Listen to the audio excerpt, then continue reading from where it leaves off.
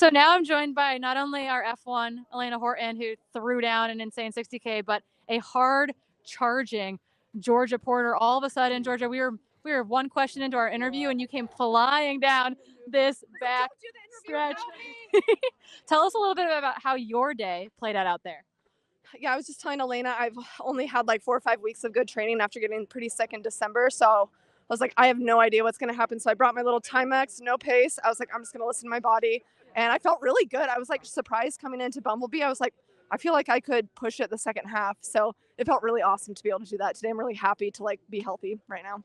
So I'd actually like to hear from each of you. You guys got to see each other at that turnaround on this kind of new course, the K-Mine in and K-Mine out back. Like, tell us a little bit. I love first Elena and then Georgia, what it meant to kind of get eyes on each other out there and have to push hard to the finish. It was motivating. You were so energetic and positive, and I could also tell that she was moving. So I was like, I gotta keep moving now. I can't just sit back. And it was also really motivating to see another lady out there. So yeah, we're crushing. Yeah, it's accountability for sure. There's part of me that's like, I just want to have nobody there and cruise it in. But there was so many strong women out there. You know, Keely was one of them. I think she's coming in now. So good accountability. Keely.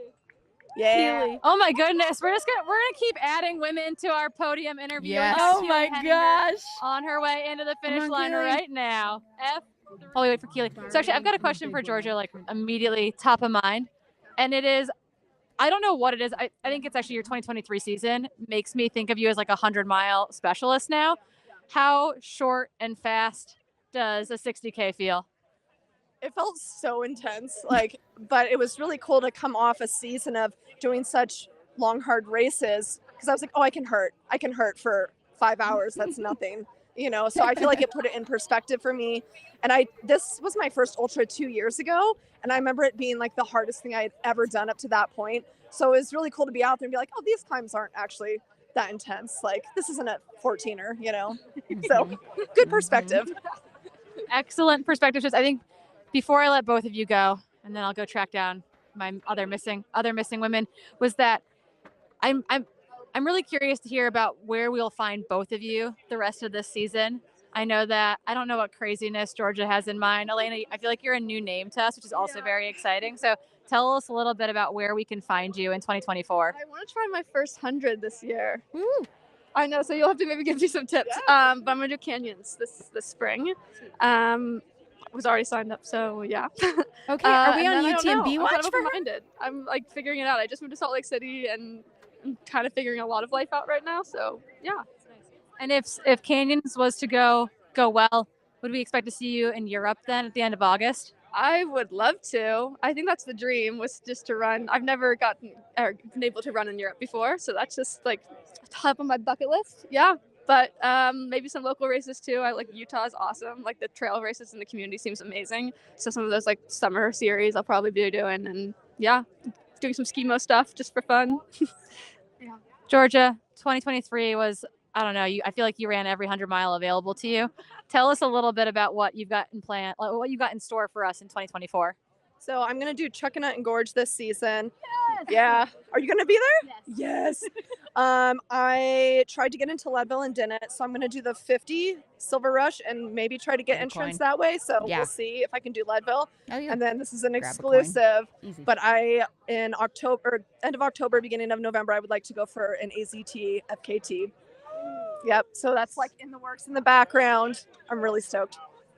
Black Canyon, yes. Black Canyon exclusive AZT FKT attempt coming down the pipeline. Wow. Okay, we'll let you two go get some fluids in you. I'm going to interview Keely, and then we'll let you go up on the podium there in a second. Yeah.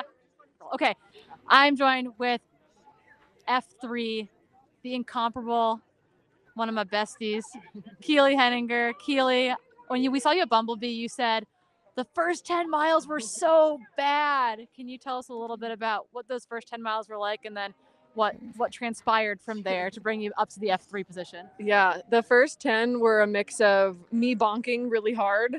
I think because I paced my friend Rachel last night and just didn't replenish my glycogen. So I was bonking by like mile 6. So I was just pounding gels like, well, maybe this will work. And then it was also like really rutted out, icy like mud. So I'm not the greatest in that, and I know my ankles aren't, so I just like took it super slow, which was probably good because I was already bonking, and just ate a lot and just kind of shuffled through that first 10 miles, like always thinking like, how can I close super hard? And the answer I think for today was just eat a ton of food.